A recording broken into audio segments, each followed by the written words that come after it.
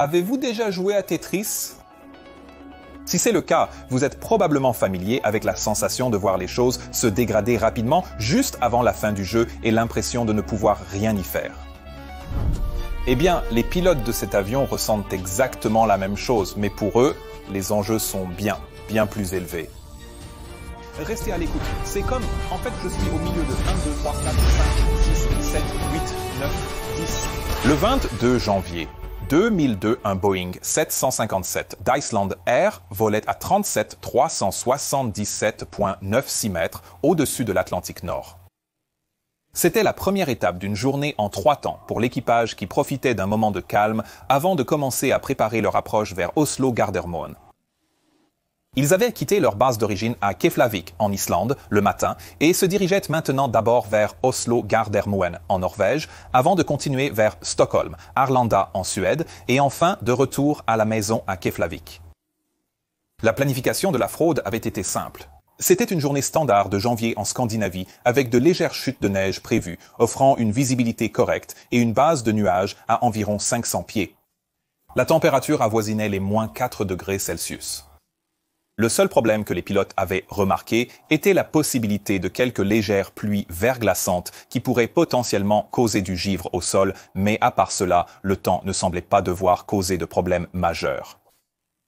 L'avion était en bon état à l'exception de quelques systèmes inopérants que le département d'ingénierie avait reportés pour être réparés à une étape ultérieure. Cela incluait le Global Positioning System, l'Instrument Landing System et l'autopilote central, mais aucun de ces systèmes n'était critique pour les vols qu'ils prévoyaient de faire. Donc, le commandant de bord avait accepté l'avion. Les 2 pilotes en charge de ce vol avaient une expérience raisonnable. Le commandant de bord avait 43 ans, avec une expérience de vol totale de juste plus de 8000 heures, et il travaillait pour Icelandair depuis 1975 lorsqu'il a commencé comme bagagiste, puis a gravi les échelons jusqu'au cockpit, où il a commencé comme copilote en 1986. Le copilote, âgé de 26 ans, avait débuté chez Icelandair comme répartiteur de vol avant de devenir pilote quelques années plus tard. Au moment de ce vol, il volait depuis 3 ans et avait accumulé presque 2500 heures de temps total. Alors qu'ils naviguaient, ils ont vérifié la page de progression sur le CDU et cela indiquait qu'ils pourraient arriver tôt à Oslo en raison de vents arrière vraiment forts. Nous, les pilotes, sommes généralement de grands fans des vents arrière pendant la phase de route, mais ce sentiment change légèrement lorsque nous commençons à descendre car les vents arrière peuvent causer pas mal de problèmes, comme vous le verrez bientôt. Le commandant de bord était le pilote en vol, et initialement, il prévoyait de faire une approche d'entraînement de catégorie 2 hors terre sur la piste 0, 1 droite à Gardermoen. Une approche Instrument Landing System de catégorie 2 est une procédure de faible visibilité que nous utilisons normalement uniquement lorsqu'il y a beaucoup de brouillard et que nous devons donc descendre à une minima plus basse pour pouvoir voir la piste. Plusieurs procédures supplémentaires sont nécessaires pour effectuer une telle approche. Entre autres, la zone autour de la piste doit être sécurisée. Une séparation supplémentaire est nécessaire entre les avions et l'avion lui-même doit également être équipé et fonctionner avec un équipement spécial. Cette procédure étant spéciale, nous, les pilotes, suivons une formation spécifique et sommes testés 2 fois par an sur nos compétences. En plus de cela, nous devons également effectuer au moins une approche de catégorie 2 ou 3 réelle pendant chaque période de 6 mois avant nos contrôles. C'est probablement pourquoi le commandant de bord voulait effectuer une approche d'entraînement à cette occasion. Maintenant, une chose particulière qui n'a pas été mentionnée dans le rapport final mais à laquelle j'ai réagi était le fait que l'avion a été expédié avec le Instrument Landing System droit inopérant ainsi que l'autopilote central. Car normalement, pour pouvoir effectuer ce type d'approche, l'autopilote doit être connecté à des sources séparées de signaux Instrument Landing System et donc cet avion ne devrait pas être capable d'effectuer même une approche de catégorie 2 en entraînement. À la fin, ce détail ne sera pas si crucial, mais soit quelque chose diffère grandement dans le 757 comparé au 737, soit le commandant de bord a raté totalement ce fait, ce qui pourrait signaler une dégradation de la conscience situationnelle technique. À environ 321 km nautiques d'Oslo, le copilote a quitté la fréquence radio pour copier la météo de l'aéroport de Gardermoen. Le service d'information terminal automatique, a indiqué que la piste 01R était en usage avec un vent de 0,10 degrés, 3 nœuds, et une visibilité de 3000 mètres dans une bruine légèrement gelée, quelques nuages à 200 pieds, des nuages épars à 300 pieds et des nuages brisés à 500 pieds, une température de moins 4 degrés centigrades et une pression atmosphérique de 985 hectopascales. Mais le service d'information terminale automatique comprenait également des informations sur certaines conditions temporaires, notamment une visibilité de seulement 1000 mètres dans une bruine gelée et du brouillard, une visibilité verticale de seulement 400 pieds et, de manière cruciale, un vent arrière de 20 nœuds, signalé jusqu'à 200 pieds. La raison pour laquelle cela est important est qu'il montre à la fois une situation de visibilité potentiellement en détérioration et aussi de manière cruciale la combinaison d'une température très froide au sol avec une bruine gelée et la mention d'un fort vent arrière à l'approche. Cela indique un phénomène atmosphérique potentiellement assez délicat, connu sous le nom d'inversion de température. Alors, de quoi s'agit-il selon vous ? Eh bien, normalement, lorsque nous montons plus haut au-dessus de la surface de la Terre, la température diminue d'environ 3 degrés centigrades par 1000 pieds d'altitude. La température continue de baisser jusqu'à ce que nous atteignions la tropopause, une zone de l'atmosphère sous laquelle se produisent la plupart des phénomènes météorologiques et des nuages visibles. Le fait que la température diminue permet à des poches d'air plus chauds de flotter vers le haut. Et ces bulles continueront à monter jusqu'à ce qu'elles atteignent une température connue sous le nom de point de rosée, où la vapeur d'eau à l'intérieur de cette poche commencera à se condenser en gouttelettes d'eau et à former des nuages. Ce sont les nuages cumulus duveteux que vous voyez souvent l'après-midi pendant l'été. Parfois, des conditions atmosphériques particulières peuvent inverser localement la règle de baisse de température avec l'altitude. La température, au lieu de baisser, augmente momentanément avec l'altitude, ce qu'on appelle une inversion de température.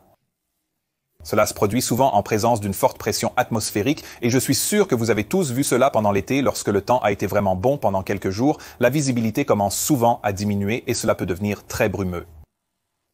C'est parce que la circulation normale de l'air, comme je l'ai décrit plus tôt, a été interrompue par l'inversion qui a créé une sorte de couvercle sous lequel toute la pollution et l'humidité sont piégées. Ces inversions peuvent également être causées par un air très froid et lourd qui descend dans les vallées pendant l'hiver et crée ces couvercles locaux, et cela est souvent reconnu, entre autres, par la présence de pluies verglaçantes. La pluie verglaçante est causée par les précipitations au-dessus de l'inversion, qui sont de la pluie normale qui tombe soudainement dans un air beaucoup plus froid en dessous, où elle devient super froide, mais elle n'a pas le temps de geler en neige ou en grêle jusqu'à ce qu'elle touche une surface. C'est pourquoi la pluie verglaçante peut créer tant de problèmes avec le givre, mais aussi et surtout pour cette histoire, parce que cette inversion a créé ce couvercle, les vents au-dessus et en dessous peuvent être très différents l'un de l'autre. Dans ce cas, le vent au-dessus de l'inversion était d'ouest, et assez fort, mais en dessous, il était de nord-est. Alors, pourquoi cela serait-il un problème alors ? Eh bien, ceux d'entre vous qui suivent cette chaîne depuis un certain temps savent que les avions essaient toujours de décoller et d'atterrir face au vent. C'est parce que cela permet d'obtenir la vitesse d'air maximale sur les ailes, avec la vitesse réelle la plus basse au sol, essentiellement une vitesse aérienne gratuite. Cela nous permettra de décoller sur des distances plus courtes et nous permettra également d'atterrir avec une vitesse au sol plus basse, permettant un roulement à l'atterrissage plus court. Mais que se passe-t-il s'il y a un fort vent arrière lors de l'approche, mais toujours un vent de face au sol? Eh bien, nous allons bientôt le découvrir après ceci. Après avoir copié le contrôle de la circulation aérienne, le copilote est revenu sur les radios et a partagé les informations météorologiques avec le commandant de bord. Ce n'était pas génial, mais c'était toujours dans les exigences de l'instrument Landing System de catégorie 1 pour la piste prévue, et le détail concernant le vent arrière signalé n'a pas vraiment été discuté ou considéré comme une menace à ce stade. Au lieu de cela, le commandant de bord a passé les commandes et a préparé le poste de pilotage pour l'approche d'entraînement de catégorie 2 prévue, puis a briefé le copilote sur la route d'arrivée et l'approche. À l'arrière de la cabine, les 5 hôtesses de l'air prenaient bien soin des 75 passagers qu'ils avaient à bord. Au total, il n'y avait que 82 personnes sur ce premier vol, ce qui est assez léger, et c'est quelque chose qui aura probablement un impact important sur ce qui est sur le point d'arriver. Vers 09h, 30 temps universel coordonné, le contrôleur aérien d'Oslo leur a donné leur première autorisation de descente et les a informés qu'ils prendraient la route d'arrivée SIG 2 Echo vers Gardermoen. L'avion a commencé à descendre avec environ 117 miles nautiques à parcourir, selon le Flight Management Computer, et cela serait très proche de la distance idéale dont ils avaient besoin pour descendre. Une règle de base que nous utilisons souvent pour calculer combien de milles nous avons besoin pour descendre pour un avion de cette taille est que nous avons besoin d'environ 3 fois l'altitude en 1000 pieds en milles de piste, plus 1 mille nautique pour chaque 10 nœuds de vitesse aérienne que nous devons perdre au-dessus de 200 nœuds. Dans ce cas, si l'avion volait à 37 000 pieds, cela signifierait 37 fois 3, soit 111, puis leur vitesse indiquée était probablement d'environ 260 nœuds, ce qui signifie 6 000 supplémentaires ajoutés à cela, soit 117. L'ordinateur de gestion de vol de l'avion calculera pour nous le chemin de descente optimal que nous avons tendance à utiliser normalement, mais son calcul suppose que nous volerons tout le trajet d'arrivée programmé, mais très souvent, nous obtenons des raccourcis rendant le calcul de l'ordinateur moins fiable. Si cela se produit et que nous ne nous y sommes pas préparés, nous pouvons finir haut sur notre profil, ce que nous voulons vraiment essayer d'éviter. Et donc, nous avons tendance à toujours nous asseoir et à calculer manuellement combien de miles de piste nous avons besoin en ligne droite jusqu'à l'aéroport, afin de voir si nous pouvons réellement accepter un raccourci qui nous est donné. De plus, nous devons garder à l'esprit un autre point en surveillant cela. Le calcul que je viens de vous montrer suppose que nous descendons dans un air calme. Si ce n'est pas le cas, nous devons également prendre en compte le vent de face ou le vent arrière dans ce calcul. Si nous avons un vent arrière comme ces pilotes l'avaient, alors nous devons ajouter environ 1 mille nautiques pour chaque 10 nœuds de vent arrière, et c'est quelque chose qui peut être très facilement oublié. Pendant la descente, les pilotes ont remarqué un vent arrière inhabituellement fort sur leur écran de navigation, mais ne l'ont pas perçu comme une véritable menace. En approchant d'Oslo, le contrôleur aérien les a informés d'un changement de piste. Gardermoen utilisait maintenant la piste 0, 1 gauche au lieu de la piste 0, 1 droite en raison du déneigement en cours sur 0, 1 droite. Cette nouvelle piste n'avait pas la capacité d'approche de catégorie 2, donc le commandant de bord a rapidement rendu les commandes au copilote et a commencé à se préparer pour cette nouvelle approche qui comprenait le passage au minimum de catégorie 1 ainsi qu'un nouveau briefing complet. Cette route directe signifiait également un léger raccourci, ce qui signifiait qu'ils avaient maintenant moins de miles à parcourir et ils se sont soudainement retrouvés un peu haut sur leur profil de descente. Quelques minutes après, le contrôleur a permis au vol 315 de voler directement vers le point de cheminement Sonar et d'utiliser une vitesse libre en dessous du FL-Cent. Normalement, nous devons toujours réduire la vitesse à moins de 250 nœuds en dessous du niveau de vol 100 à cause du potentiel trafic d'aviation générale et des oiseaux et autres en dessous, mais dans l'espace aérien contrôlé, le contrôleur peut temporairement renoncer à cette règle. Ils le font généralement soit pour accélérer le flux de trafic, soit pour aider les pilotes à perdre de l'altitude s'ils se retrouvent trop haut, ce qui était probablement le cas ici. L'avion a reçu l'autorisation de descendre et de voler directement vers la balise non directionnelle de Solberg, ce qui représente un autre raccourci. Le commandant de bord avait maintenant réalisé le problème car son avion continuait à monter de plus en plus au-dessus du profil de descente calculé et il avait commencé à utiliser son frein de vitesse pour essayer d'augmenter la traînée. Il a également finalement réduit un peu la vitesse et bien que cela aurait initialement joué contre lui puisque ralentir signifiait monter en piqué et réduire le taux de descente, cela lui permettrait finalement de commencer à configurer l'avion avec des volets qui augmenteraient encore la traînée et lui permettraient de descendre plus rapidement par mille nautiques. Ce que vous voyez ici est ce que nous appelons la gestion de la descente et de l'énergie et c'est l'une des parties les plus difficiles de la manipulation d'un avion de ligne dans des conditions normales. Pendant la formation en ligne, cela tend à être parmi les dernières choses qui sont validées avant qu'un étudiant ne soit prêt pour son contrôle en ligne et cela prend des années à maîtriser correctement. Au final, si le vent arrière et les raccourcis rendent le suivi du profil de descente trop difficile, il y a un remède sûr qui fonctionne toujours et c'est de demander plus de miles de piste. Cela peut se faire par un vecteur radar plus long du contrôleur aérien ou en entrant brièvement dans un circuit d'attente. Mais dans tous les cas, plus de miles de piste ralentiront toujours les choses et donneront un peu de répit aux pilotes. Le problème cependant est que les pilotes sont des gens fiers et nous essayons souvent de résoudre le problème plutôt que d'ajouter quelques minutes et une consommation de carburant supplémentaire au vol. C'est vraiment facile, surtout en tant que pilote en vol, de devenir vraiment orienté vers l'objectif et de penser que je dois faire atterrir cet avion. De telle manière que nous manquons la solution évidente qui est simplement de ralentir les choses et d'obtenir plus de temps. C'est là qu'un pilote de surveillance fort et assertif peut et doit jouer un rôle vraiment important en n'étant pas en contrôle direct de l'avion. Le pilote de surveillance a généralement une meilleure vue d'ensemble et dans ce genre de situation, il ou elle doit s'exprimer et suggérer la solution évidente qui est de demander plus de miles de piste.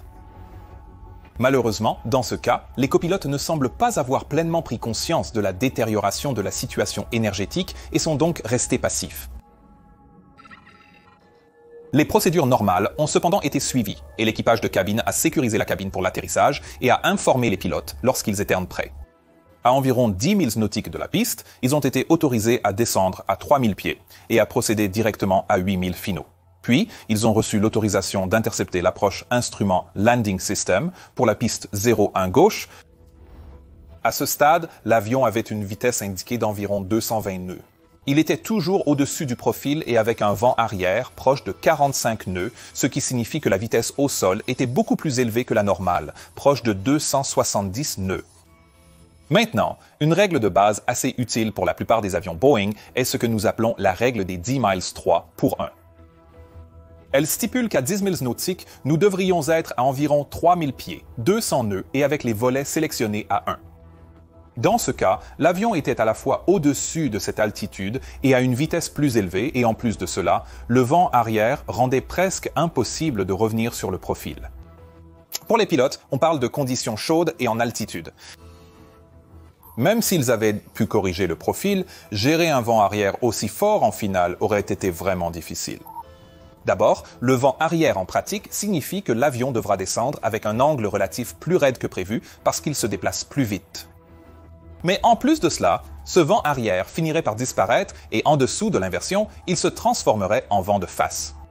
Ce que cela signifierait, puisque l'avion tire sa performance de la vitesse de l'air qui le traverse, c'est qu'il passerait soudainement d'un vent arrière qui provoque une grande vitesse au sol à un vent de face soudain et pendant ce changement, si le changement arrive soudainement, cela serait indiqué comme une augmentation soudaine de la vitesse de l'air qui augmenterait la portance et pourrait provoquer un dépassement de la vitesse des volets.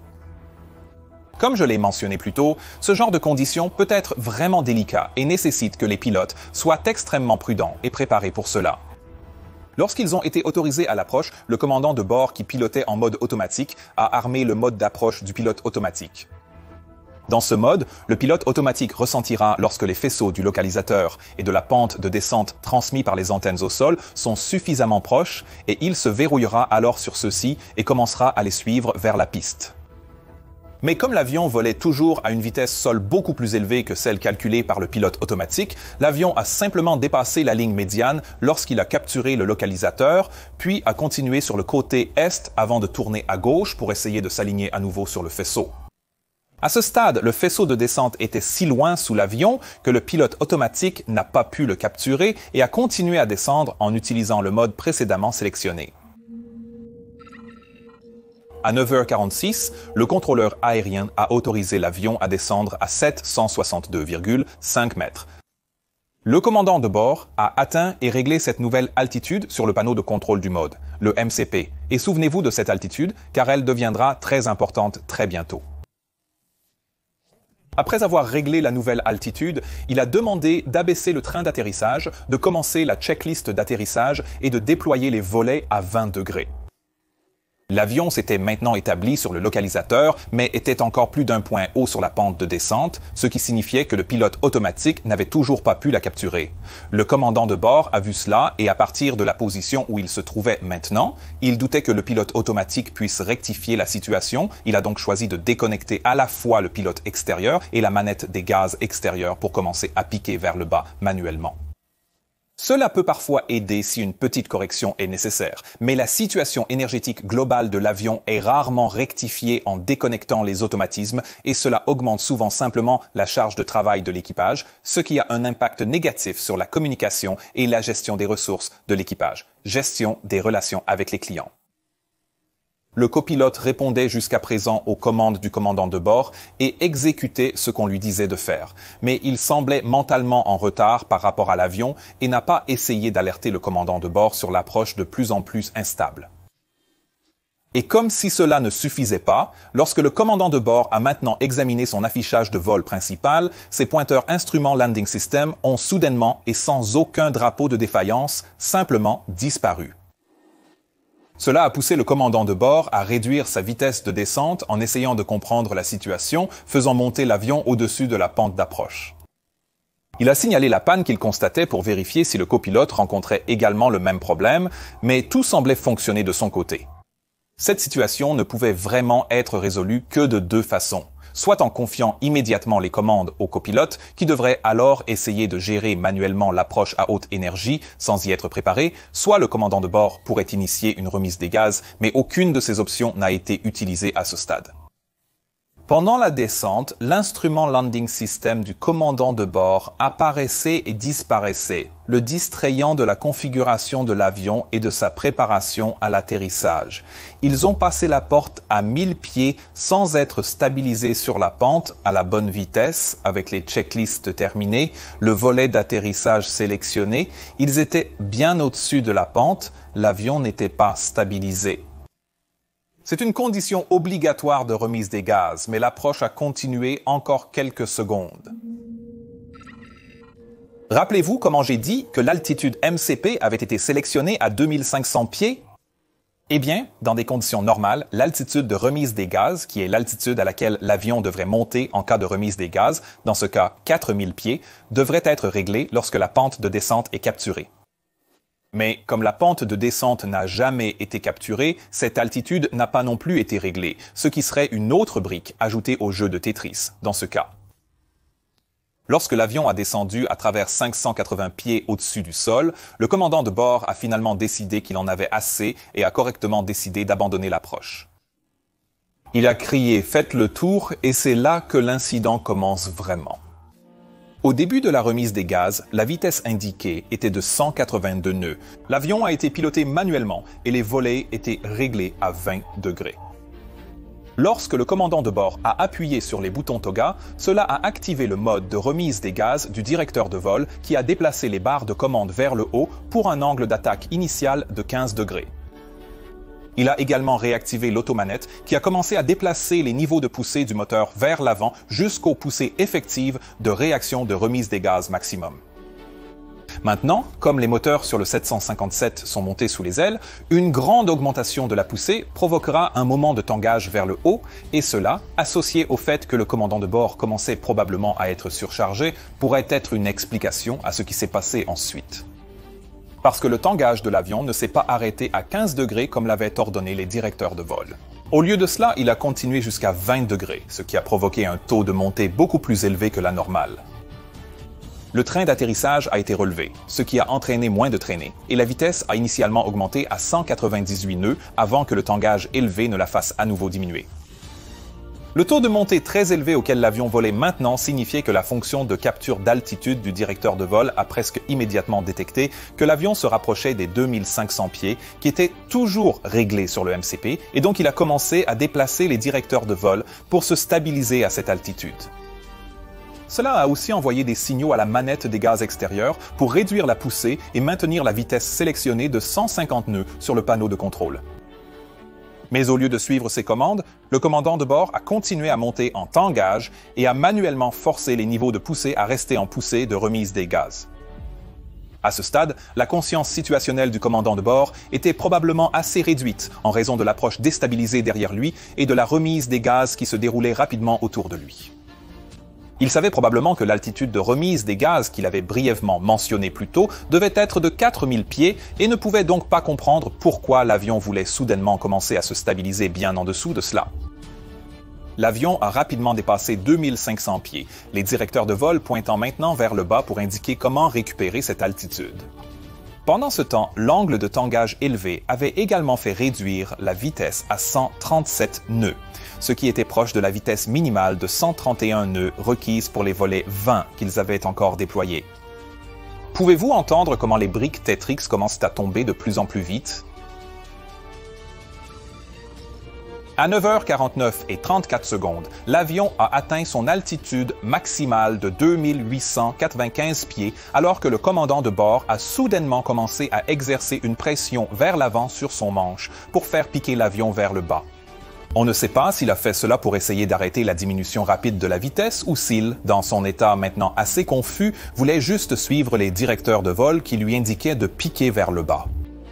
Dans tous les cas, le piqué vers l'avant qu'il a maintenant introduit était bien au-delà de ce qu'exigerait toute manœuvre normale. Ce piqué soudain vers l'avant a créé une force G négative de moins 0,6 G, provoquant l'éjection de l'eau des toilettes comme des fontaines, ainsi que le lancement de tous les objets non fixés à l'intérieur de l'avion vers le plafond. Dans la cabine, les sacs à main et les téléphones mobiles volaient si violemment que certains des objets provenant des poches des passagers assis dans les rangées avant les ailes ont été retrouvés plus tard dans la cuisine arrière. Heureusement, tout l'équipage et les passagers étaient assis avec leur ceinture de sécurité bouclée lors de l'incident, sauf un passager dont la ceinture n'a pas verrouillé. Il a néanmoins réussi à rester à sa place. L'avion a entamé une descente rapide. Le copilote, qui avait été complètement derrière l'avion jusqu'à ce point et n'avait pas beaucoup aidé, a maintenant appelé Bug Up, qui est l'appel que nous utilisons pour augmenter la vitesse du bug à la vitesse nécessaire pour une rétraction sûre des volets. Le commandant de bord, toujours en vol manuel, a maintenant atteint et changé la vitesse sélectionnée sur le MCP de 150 à 210 nœuds et il a ensuite sélectionné le changement de niveau pour essayer d'obtenir que les directeurs de vol indiquent quelque chose qui avait du sens pour lui. Comme il volait toujours manuellement à ce moment-là, le fait de changer les valeurs sur le MCP était strictement contraire aux procédures d'exploitation standard, car le pilote en vol ne devrait se concentrer que sur le vol lorsque le pilote automatique est déconnecté. Et pour vous montrer pourquoi c'est si important, pendant qu'il faisait cela, sa pression vers l'avant sur la colonne de contrôle a augmenté et a poussé le nez vers le bas dans une plongée terrifiante de 49 degrés vers le bas, et cela se produisait à une altitude de seulement 2500 pieds environ. Cette plongée a évidemment conduit à une accélération très rapide, et maintenant le copilote est revenu dans le jeu et a crié « Qu'est-ce que tu fais? Tirez vers le haut! Tirez vers le haut! » En même temps, l'automanette a finalement été laissée seule pour faire son travail, ce qui signifie qu'elle a commencé à ramener les niveaux de poussée au ralenti, ce qui a malheureusement encore dû à la position sous-montée des moteurs, conduit à un autre moment de tangage vers le bas. Le système d'avertissement de proximité du sol s'était maintenant joint au copilote et signalait le terrain et un terrain trop bas, mais aucun des pilotes n'a enregistré ces avertissements oraux, montrant une fois de plus que l'ouïe ne semble pas fonctionner correctement sous un stress extrême. La vitesse avait maintenant accéléré à 251 nœuds, ce qui était bien au-dessus de la vitesse maximale pour les volets 20 et le sol approchait maintenant rapidement. Réalisant la situation, les deux pilotes ont commencé à tirer sur les commandes pour sauver leur vie. Nous savons qu'ils ont tous les deux fait cela parce que l'enregistreur de données de vol a enregistré des valeurs différentes de l'aileron gauche et droit, montrant que chaque pilote contrôlait maintenant un aileron comme il était conçu pour le faire, mais en cas de blocage de contrôle. Cette montée soudaine a provoqué une charge positive écrasante de 3,59 G, à peu près la même que vous ressentirez sur certaines montagnes russes, mais bien au-delà de la limite certifiée maximale d'un avion de ligne, qui est de 2,5 G, avec un facteur de sécurité de 1,5 G en plus de cela. Alors que cette violente remontée se produisait, les gens dans la cabine hurlaient de peur alors que tous les objets qui avaient été précédemment épinglés au plafond, y compris l'eau des toilettes, retombaient maintenant en pluie. Le point le plus bas atteint par l'avion était à 321 pieds au-dessus du seuil nord de la piste, à gauche, et les passagers terrifiés pouvaient à ce moment-là voir le sol sous eux. Les pilotes n'ont jamais vu le sol durant toute l'épreuve, n'ayant aucun repère extérieur. Comme mentionné, c'était une chance que l'avion soit léger, sinon un poids légèrement plus élevé aurait probablement rendu cette récupération impossible. L'avion s'est maintenant tourné à nouveau vers le ciel avec une attitude de montée presque aussi extrême de 40 degrés. La manette des gaz externes a de nouveau augmenté la poussée à 98% pendant la montée. Après plusieurs autres entrées de contrôle abruptes, l'avion a finalement retrouvé une sorte de montée stabilisée et s'est stabilisé momentanément à 3000 pieds jusqu'à ce qu'il continue finalement à monter à 4000 pieds.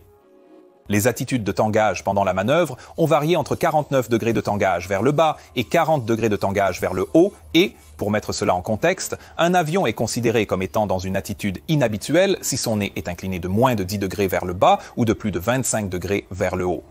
Ces attitudes requièrent une procédure de récupération immédiate à laquelle nous nous entraînons régulièrement dans les simulateurs. Alors, qu'est-ce qui s'est passé ensuite? L'avion s'était stabilisé à 4000 pieds, le pilote automatique engagé et la checklist après décollage terminée. Le copilote a ensuite contacté le contrôle du trafic aérien et a signalé l'approche manquée, mais il n'a rien mentionné concernant le bouleversement terrifiant qu'il venait de vivre.